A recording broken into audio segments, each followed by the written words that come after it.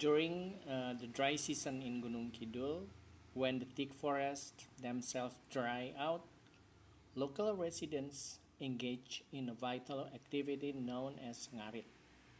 This involves meticulously cutting and gathering wild grasses and other available foliage from the forest floor, which becomes a crucial source of feed for their livestock.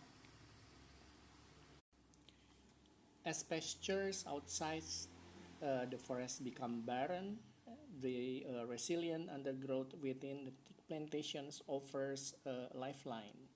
Ngarit is often a labor-intensive task, with farmers spending hours collecting bundles of fresh greens. This traditional practice highlights the close relationship between the community and their natural surroundings.